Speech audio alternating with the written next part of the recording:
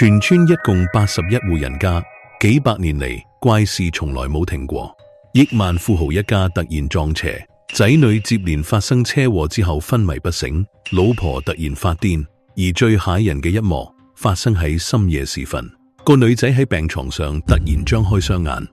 但係眼眶入邊冇瞳孔，只剩低兩粒死白嘅眼珠，直勾勾啖望住天花板，好似俾乜嘢嘢上咗身咁。而呢一切嘅源頭竟然來自一座邪門到極點嘅道觀。我係港叔，今日要同大家講嘅就係呢一段連陸地神仙張志順道長都三緘其口嘅道家奇聞。件事要由2015年7月28號嗰一日講起。104歲嘅張志順道長提前沐浴焚香靜坐，換上一套全新嘅道袍，就咁端端正正地坐住羽化歸仙。可能有啲朋友未必知道呢位道長到底有幾勁。佢絕對唔係一般修行之人，而係全真龍門正宗第21代傳人，道號米精子。我哋世人都尊稱佢一聲陸地神仙，呢4個字絕對唔係誇大其詞，而係實實在在配得上。道長生前身上嘅名銜多到數唔晒。海南省道教協會名譽會長，西安萬壽八仙宮名譽掌門，海南省玉蟾宮掌門人，每一個都係響當當嘅名號，足以睇出佢喺道教界嘅地位有幾高。張志順道長生前曾經講過一句說話，令好多人一直記喺心入邊。佢話：世人都知道終南山係道教修仙聖地，唔少人不斷上終南山就係為咗求道修行，但冇乜人知道中國最神秘最邪門嘅一座道觀根本唔喺終南山上，而係藏喺終南山腳一條古古怪怪嘅小村莊入邊。呢條村有一個特別古怪嘅地方，成條村由頭到尾就只有81戶人家，唔多唔少。如果由高空望落去，你就會發現呢81戶人家嘅屋排列得整整齊齊，同我哋道家嘅八卦排位一模一樣，分毫不差。而嗰座邪門嘅道觀啱啱好就坐落喺八卦陣嘅陣眼位置，等於成條村嘅核心，鎮住全村嘅氣運。幾百年嚟，呢條村嘅住戶數量從來都冇變過，一直都係81戶。無論有人搬走定係有人過身，總會有新嘅人搬入嚟補位，始終維持住81戶呢個數。之所以可以維持咁多年不變，絕對唔係巧合，而係因為村入邊有3條代代相傳嘅古怪村規。呢3條村規幾百年嚟冇人敢違反，就算一絲一毫嘅異議都冇。第一條村規，村入邊嘅住戶一定要死死維持喺81戶，多一戶唔得，少一戶都唔得。一旦數目唔啱，村入邊就會出怪事。第2條村規，村入邊81間屋只可以揾人維修，絕對唔可以拆咗重建。就算間屋年久失修，倒塌到住唔到人，都只可以喺原來地基上起翻一間一模一樣嘅屋，尺寸同款式一分一毫都唔可以改。第3條村規，81戶村民一定要世世代代供養道觀入邊嘅道士，對道士一定要恭敬有禮，唔可以有任何逆心。只要有人敢唔聽話，就會即刻被趕出村，永遠都唔准再翻嚟。就係呢3條睇落嚟苛刻又詭異嘅村規，幾百年嚟一直被村民嚴格遵守，亦都正因為咁，呢條村幾百年嚟一直風調雨順，從來冇發生過乜嘢大災難。而且村入邊長壽老人特別多，100歲老人真係一捉一大把，就連90幾歲嘅老人家身體都仲硬朗到不得了，農忙時節仲可以落田做嘢，一啲都唔輸後生仔。呢件事喺當地傳開之後，好多人都覺得難以置信。呢條村名叫古晉村，而嗰座被村民世世代代供養嘅道觀就叫古井觀。有一日，一架掛住 GB 牌嘅豪車慢慢地駛到古井觀門口，駕車停定之後，一個着得體面神情嚴肅嘅中年男人落咗車，行到道觀大門前，輕輕地敲咗敲門。冇過幾耐，道觀嘅大門就打開咗，一個着到有啲殘舊，甚至帶啲破爛感覺嘅後生道士行咗出嚟，面上冇乜表情，靜靜淡望住眼前嘅中年男人。中年男人一見到後生道士，面上神情即刻變得更加恭敬，連忙拱手行禮，語氣誠懇淡講：道長你好，我係陳良嘅後人。我哋早上有過告誡，話如果陳家將來遇到解決唔到嘅變故，就嚟終南山古井關尋求道長庇護，仲請道長出手相助。後生道士聽完之後冇多問，只係輕輕點咗下頭，講：你先搵個地方休息下，等天光，我就同你落山去睇下你哋陳家嘅情況。中年男人一聽，心口即刻重咗一半，連忙道謝，然後就守喺道觀門口冇離開。第二日一早天啱啱泛白，後生道士就由道觀行咗出嚟，見到中年男人仲企喺門口，面上帶住少少疲態，但態度依然恭敬，忍唔住笑咗笑問：先生，我有啲唔明，你唔覺得奇怪咩？點解得我一個同你落山？道觀入邊仲有其他道士，你就唔疑惑？我點解唔叫佢哋一齊去？中年男人聽完慢慢搖咗搖頭，認真淡講：道長講笑啦，我哋陳家祖訓有交代，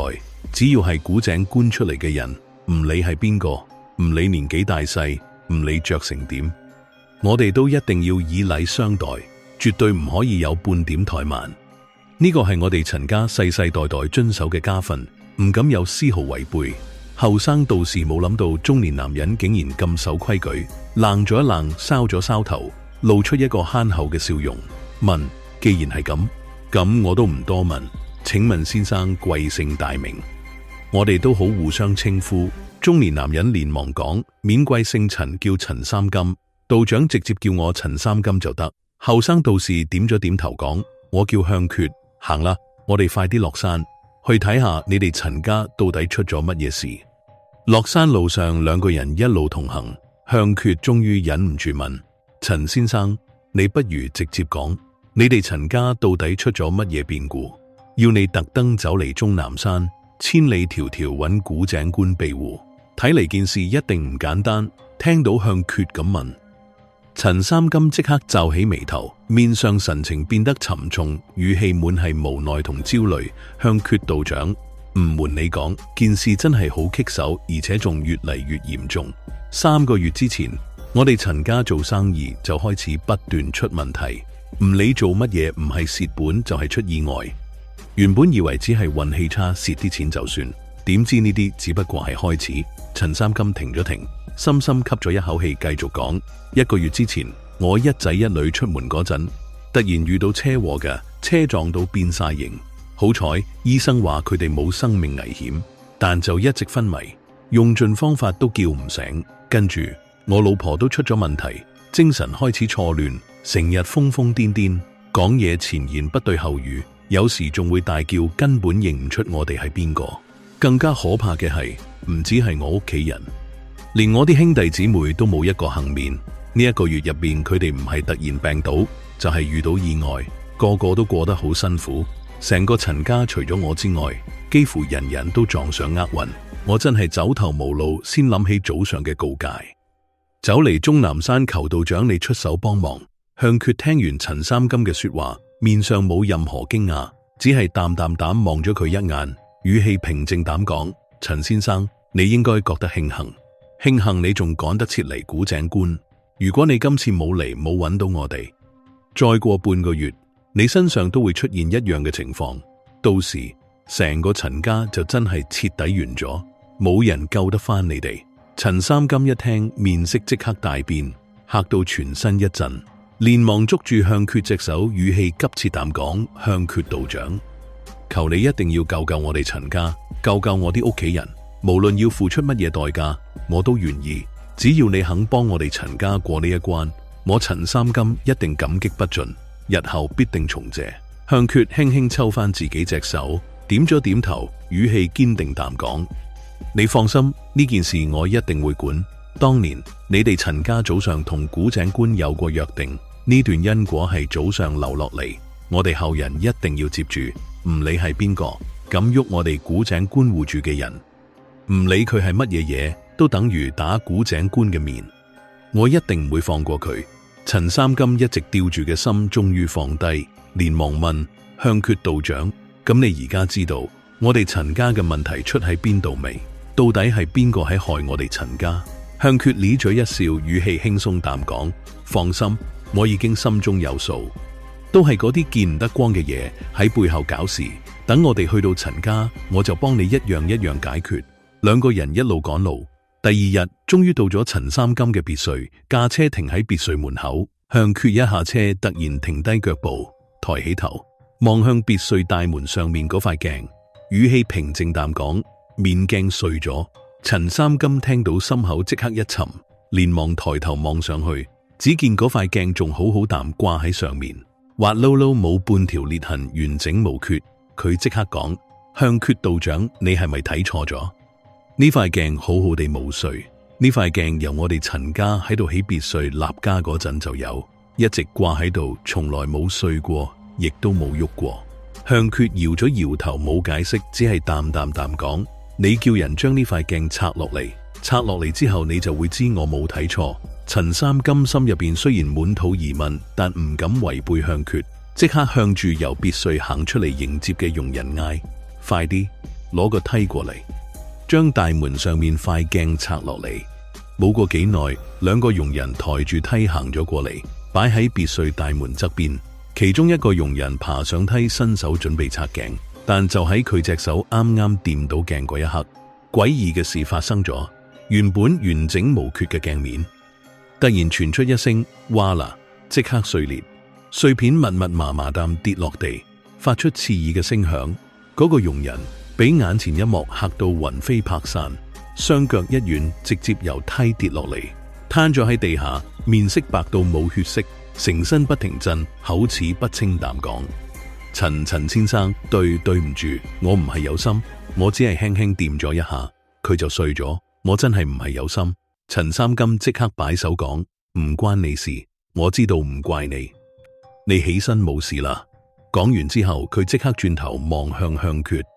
眼神入邊滿晒震驚同疑惑。佢終於信向缺冇睇錯，呢塊鏡的確已經碎咗，只不過佢哋用肉眼睇唔到啫。向缺冇理會陳三金嘅震驚，轉身就向住別墅入邊行去。陳三金連忙跟上，一邊行一邊問：向缺道長，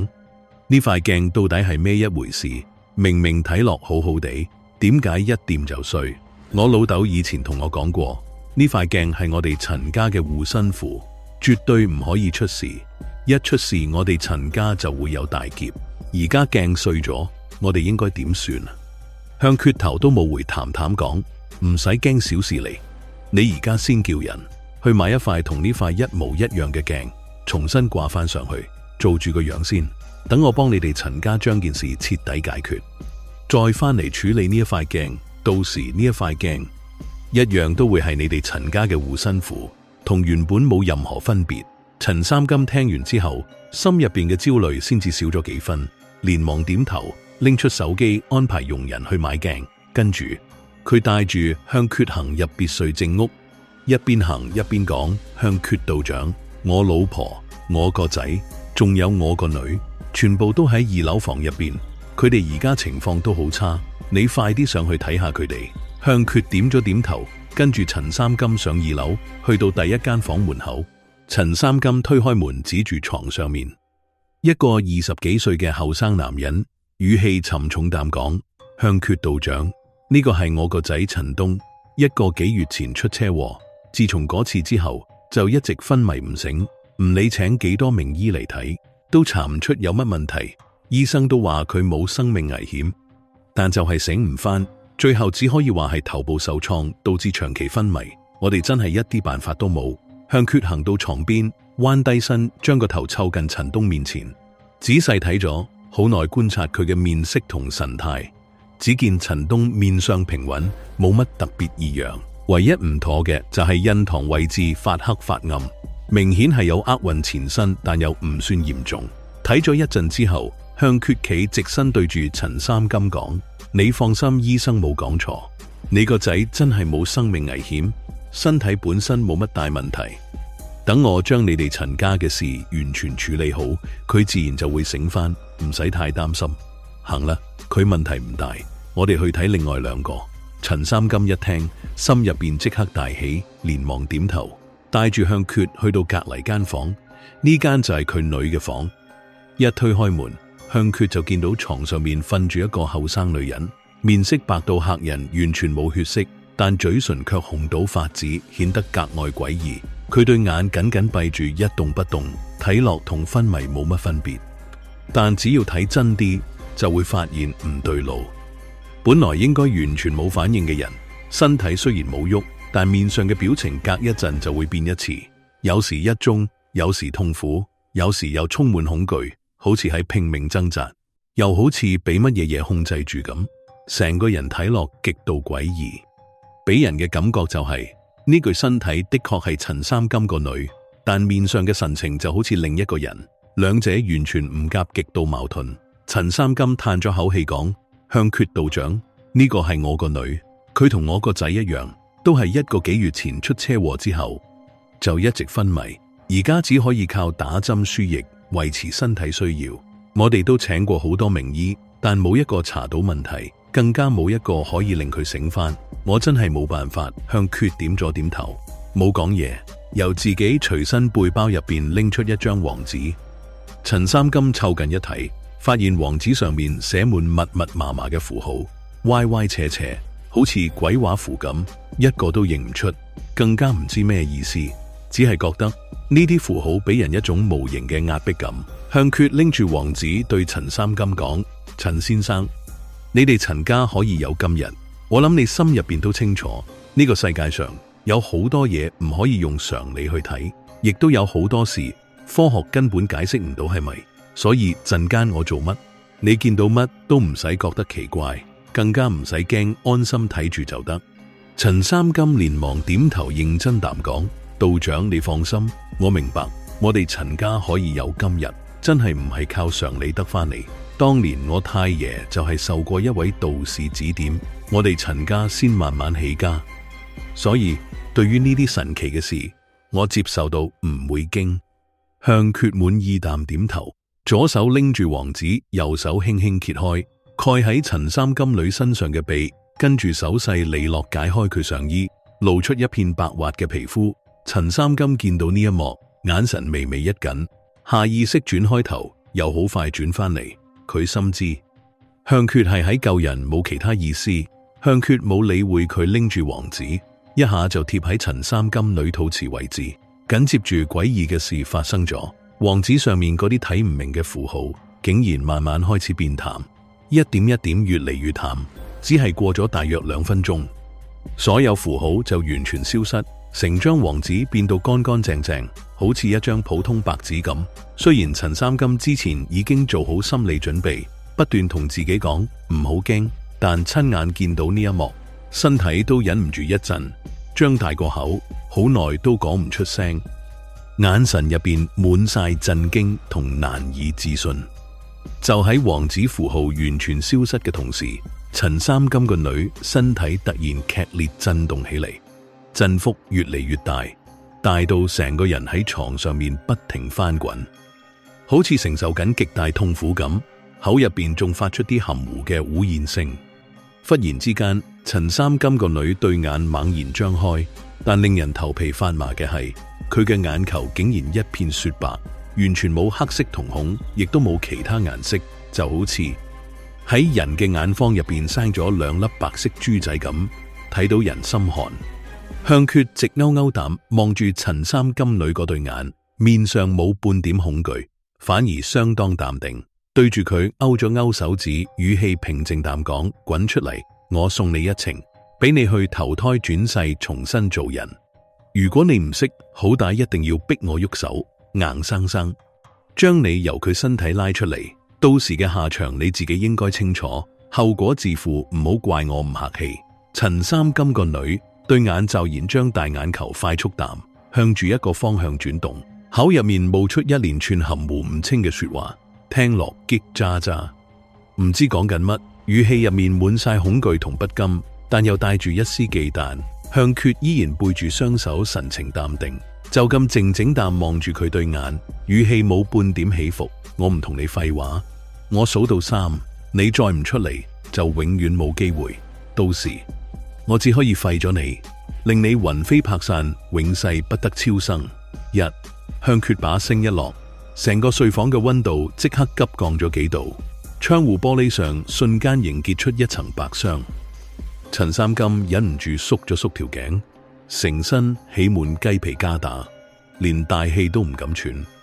只可以眼白白望住眼前發生嘅一切。床上嘅女人依然不停掙扎，口入邊嘅含糊聲越嚟越急，眼神入邊嘅恐懼亦都越嚟越重，但始終都唔肯自己退翻出嚟。二向缺語氣依舊平淡，但周身散發嘅氣息就越嚟越凍。佢右手微微抬起，指尖泛起一絲淡淡嘅金光。嗰陣金光雖然唔算耀眼，但就帶住一股令人無法抗拒嘅威嚴。床上嘅女人好似感覺到致命威脅，身體震得更加劇烈，口入邊發出一聲尖銳嘅污言，似係喺求饒，但仍然冇半點退翻出嚟嘅意思。向缺眉頭輕輕一皺，眼神閃過一絲不耐煩。睇嚟呢樣嘢真係唔識好大。三最後一個字落下嗰一刻，向缺指尖嘅金光驟然暴漲，佢猛然抬手對住床上嘅女人輕輕一點，金光瞬間射向女人額頭，吱啦一聲，一股黑色霧氣由女人額頭冒出嚟。嗰陣霧氣散發住一陣刺鼻嘅腥臭味，好似腐爛屍體嘅味道。陳三金俾呢陣味道輕到連連後退，忍唔住掩住口鼻，眼神入邊滿晒驚恐。嗰團黑色霧氣喺半空慢慢凝聚，形成一個模糊嘅身影，睇唔清五官，只見到大概嘅人形。周身纏繞住濃厚黑氣，散發住刺骨嘅陰寒。你敢傷我？一把尖銳刺耳嘅女聲由黑氣入邊傳出，語氣入邊滿晒怨毒同不甘，但又隱約帶住一絲掩飾唔到嘅畏懼。向缺背住雙手企喺原地，眼神冰冷，直盯住嗰團黑氣，語氣平靜淡講：我俾過你機會，係你自己唔識好歹，霸人肉身，害人性命，擾人清靜，本來就應該有呢個下場。我唔甘心。黑氣入邊嘅女聲變得更加尖銳，陳家欠我嘅，我要佢哋逐樣還，我要佢哋家破人亡，死無全屍。陳三金聽到呢句，面色瞬間慘白，即刻望向向缺，語氣急促淡講：向缺道長，我哋陳家從來都冇得罪過人，點會欠佢嘅？向缺冇回頭，依然盯住嗰團黑氣，語氣平淡淡講：你唔知道唔代表冇發生過。呢段恩怨怕係要追溯到你祖上嗰一代。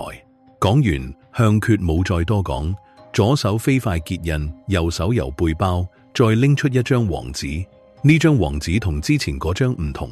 上面嘅符號更加複雜，顏色亦都更深，散發住濃厚嘅道家正氣。天地無極，乾坤借法，邪鼠退散，急急如律令。向缺口中念誦晦澀咒語，聲音洪亮有力，穿透成個睡房。隨住咒語響起，嗰張黃紙瞬間燃燒起嚟，金色火焰包裹住黃紙，冇半點黑煙，反而散發出淡淡清香。嗰團黑氣一見到金色火焰，就好似遇到黑星，急速向後退縮，口入面發出驚恐尖叫。我唔要翻去，我要報仇，我要報仇。向缺眼神一冷，抬手將燃燒中嘅黃紙向住黑氣着過去，金色火焰瞬間撲向黑氣，吱吱作響，黑氣俾火焰灼燒，迅速消散。嗰把尖叫聲亦都越嚟越弱。冇過幾耐，黑氣就俾金色火焰完全燒盡，徹底消失喺睡房入面。隨住黑氣消散，睡房嘅溫度慢慢回復正常，窗戶上嘅白霜亦都逐漸融化，刺鼻嘅腥臭味完全消失，只剩低淡淡清香。床上嘅女人身體唔再顫抖，面上嘅神情亦都回復平靜。原本雪白嘅眼球慢慢恢復正常，瞳孔重新出現呼吸，亦都變得平穩。陳三金見狀，即刻衝到床邊，小心翼翼望住自己個女，語氣急切淡講：女啊，你點樣？你醒一醒啊！向缺行過嚟拍咗拍陳三金膊頭講：唔使急，佢只係元氣大傷，過一陣就會醒，醒翻之後好好補一補，幾日就可以回復正常。陳三金聽完，吊住嗰粒心終於完全放低，對住向缺深深鞠咗一躬，語氣哽咽淡講：多謝，多謝向缺道長，多謝你救翻我個女，多謝你救咗我哋陳家，大恩不言謝，將來有用得住我嘅地方，我陳三金萬死不辭。向缺擺手講：舉手之勞，我既然嚟咗，就會幫你哋陳家徹底解決麻煩。而家你女嘅問題解決咗，我哋去睇下你老婆同埋你個仔嘅情況。陳三金連忙點頭，抹走面上嘅眼淚，帶住向缺行去另一間睡房。呢間房入邊，陳三金老婆黃林珠正瞓喺床上，眼神呆滯望住天花板，口入面喃喃自語，唔知講緊乜，神情依然瘋瘋癲癲。一見到陳三金同向缺入嚟，佢突然坐起身，眼神變得兇狠，對住佢哋大叫：唔好過嚟，你哋唔好過嚟，我要殺咗你哋，我要報仇。陳三金無奈嘆咗口氣講：向缺道長，呢個就係我老婆，自從出咗事之後就一直係咁，有時靜到令人驚，有時又暴躁到唔得，根本認唔出我哋。向缺行到床邊仔細睇咗睇黃林珠嘅神情，又伸出手輕輕搭喺佢手腕上。過咗片刻，向缺先收手，講：佢身上都有怨氣纏身，不過比你女輕一啲，只係俾怨氣沖亂心智，唔難處理。講住，向缺又由背包拎出一張黃紙、一支毛筆同一小碟刨沙。佢沾咗沙，飛快膽喺黃紙上畫咗一道符，跟住輕輕膽貼喺黃林珠額頭。緊接住，向缺伸出手輕輕按喺符咒上面，口入邊念住靜心咒：心若冰清，天塌不驚，萬變柔定，神怡氣靜。隨住咒語響起，嗰張符咒慢慢泛起一層淡淡紅光，紅光透過符咒滲入黃林珠嘅額頭。黃林珠嘅情緒逐漸平復落嚟，唔再大嗌大叫，眼神亦都慢慢變得清澈。佢呆淡望住向缺，又望咗望陳三金，